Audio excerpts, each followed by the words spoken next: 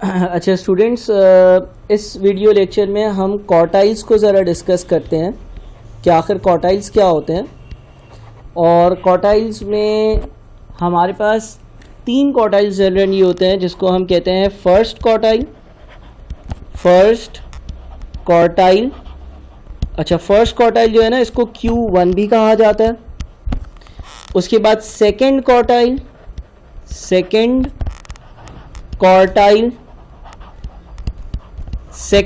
जो है इसको Q2 भी कहा जाता है। और उसके बाद फिर थर्ड क्वार्टाइल, और जो थर्ड क्वार्टाइल है उसको हम Q3 भी कहते हैं। जो हमारा फर्स्ट क्वार्टाइल होता है वो होता है 25%,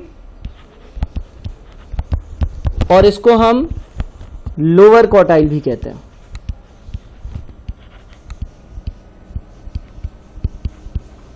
जो हमारा सेकेंड क्वार्टाइल होता है वो होता है 50%, और इसको हम मीडियन भी कहते हैं।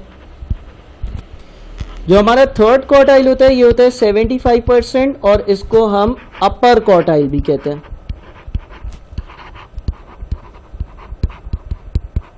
ठीक है, अब हमें बस इस वीडियो लेक्चर में एक बेसिक सी अंडरस्टैंडिंग डेवलप करनी है कि आखिर ये वैल्यूज़ कैसे आती हैं। फॉर एग्जांपल आपके पास कुछ डेटा है, लेट्स से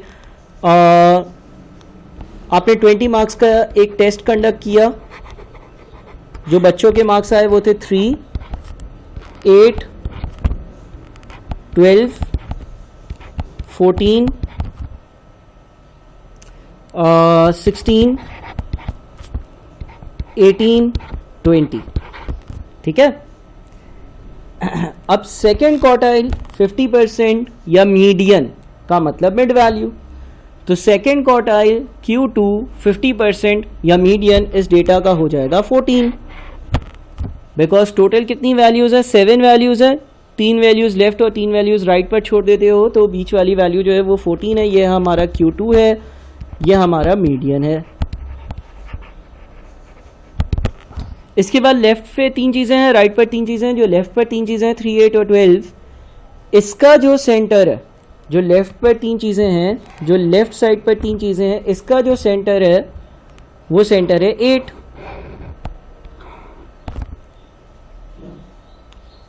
और ये 25% है, या ये Q1 होगा। हमने क्या किया, हमने पहले तो बिल्कुल मिड या सेंटर ढूंढा, 50% ढूंढा। 50% के लेफ्ट साइड पर 3 वैल्यूज़ बच गई, राइट साइड पर 3 वैल्यूज़ बच गई। तो अब इन 3 का सेंटर क्या है? 8 है। ये आपका Q1 होगा या फर्स्ट क्वार्टाइल होगा। और राइट पर जो 3 वैल्यूज़ बच गई, इसका सेंटर ये 18 होगा, यानी कि ये Q3 होगा। अब ये मैंने एक बेसिक सी बात बताई है। अच्छा, होता क्या है कि यार जो आपके पास ये 25, 50 और 75% है वो इसलिए है क्योंकि Q2 जो है वो बिल्कुल सेंटर वाली चीज़ है। 50% चीज़ें से पहले, 50% चीज़ें इसके बाद है। अब जो 50% चीज़ें इससे पहले हैं उसके भी आधे पर आ गए, यानी कि 25-25 पर आ गए। और 50% चीज़ें जो इसके बाद थी उसके भी आधे को क्रॉस किया, यानी कि 75% पर आ गए। तो ये आपके क्वार्टाइल्स होते हैं। ठीक है, क्वार्टाइल्स क्या होते हैं? क्वार्टर्स। पहला क्वार्टर 25%, दूसरा क्वार्टर 50% हो गया, तीसरा क्वार्टर 75% हो गया। फर्स्ट, सेकेंड और थर्ड क्वार्टाइल्स जनरली जो है वो एक क्या कहते हैं, कैलकुलेशंस में बहुत ज़्यादा यूज़ होते हैं और वो इस तरह से कैलकुलेट होता है। अच्छा, इसके अलावा यहाँ पर हम डेटा को कैसे बांट रहे हैं? यहाँ पर हम डेटा को क्वार्टर्स में बांट रहे हैं ना, तो ये कहलाते हैं क्वार्टाइल्स। कभी कभार ऐसा होता है कि हम डेटा को 10-10 के गैप में भी बांटते हैं। ठीक है, 10-10 के गैप्स में भी बांटते हैं। और जब हम डेटा को 10-10 के गैप्स में बांटते हैं तो उसको हम लोग जनरली डेसाइल्स कहते हैं। ठीक है, और कभी कभार ऐसा भी होता है कि हम डेटा के 100 हिस्से करते हैं, उस केस में हम उसको परसेंटाइल कहते हैं। यानी कि आप ये कह सकते हो कि क्वार्टाइल वन जो पहला क्वार्टाइल होता है वो 25 परसेंटाइल्स के बराबर होता है। या आप ये भी कह सकते हो कि जो क्वार्टाइल 2 होता है वो 50 परसेंटाइल के बराबर होता है। या ये दोनों आप ये भी कह सकते हो कि 5 डेसाइल्स के बराबर होते हैं। देखो क्वार्टाइल्स में क्या है? 25%, 50%, 75%। जिसको हम बहुत ज़्यादा यूज़ करेंगे, इसीलिए मैं दूसरी एग्जांपल्स में नहीं जा रहा हूँ। First second third quartiles generally use करते हैं अपनी कैलकुलेशंस में। लेकिन आपसे कोई सवाल ये पूछे कि यार जो क्वार्टाइल नंबर 1 है यानी कि 25% है, वो कितने परसेंटाइल्स है, तो आप बोलोगे वो 25 परसेंटाइल्स है। या आपको ये कोई बोलेगा कि सेकंड क्वार्टाइल जो है ना वो कितने परसेंटाइल्स है, तो आप बोलोगे ये 50 परसेंटाइल्स के बराबर है, या ये 5 डेसाइल्स के बराबर भी है। ठीक है, डेसाइल्स का मतलब डेटा को 10 हिस्सों में ब्रेक करना।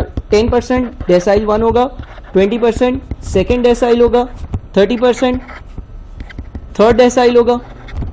क्वार्टाइल्स का मतलब डेटा को क्वार्टर्स में ब्रेक करना। Q1 जो है वो 25% होगा, Q2 जो है वो 50% होगा, Q3 75% होगा। परसेंटाइल का मतलब डेटा के 100 हिस्से करना। 1% P1 होगा, 2% P2 होगा, 3% P3 होगा एंड सो ऑन। ठीक है भाई, तो इस वीडियो लेक्चर का मेन मकसद ये था कि आपको क्वार्टाइल सेकंड थर्ड क्वार्टाइल से अपर लोअर क्वार्टाइल से फेमिलियर कर दिया जाए। बहुत शुक्रिया।